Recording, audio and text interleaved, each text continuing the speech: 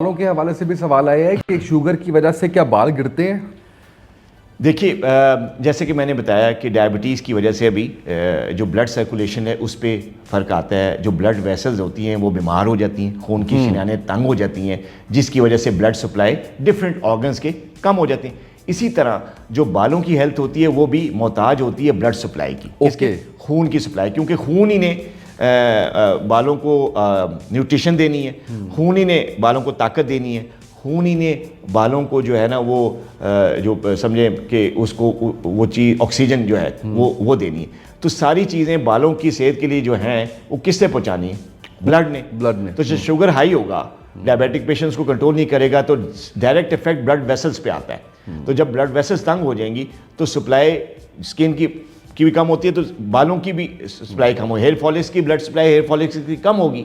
जब hair follicles की blood supply कम हो जाएगी तो हेयर फॉलिकल्स वीक हो जाएंगे। जब वीक हो जाएंगे तो वो अपनी वो जो जड़ होती है फॉलिकल जिसे कहते हैं वो जड़ छोड़ देंगे, तो फिर क्या होगा?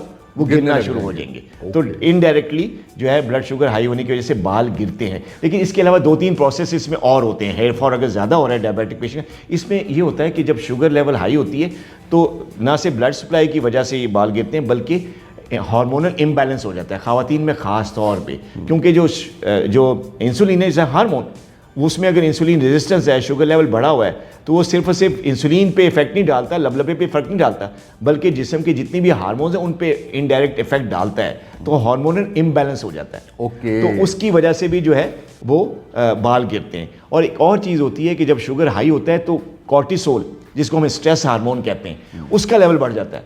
उस कॉर्टिसोल का लेवल जो बढ़ता है तो बॉडी में स्ट्रेस बढ़ती है, और स्ट्रेस बढ़ने की वजह से हेयर फॉल होता है। तो ये 3-4 फैक्टर्स हैं जिसकी वजह से डायबिटिक पेशेंट्स के बाल गिरते हैं। बालों का रंग भी सफ़ेद हो जाता है शुगर?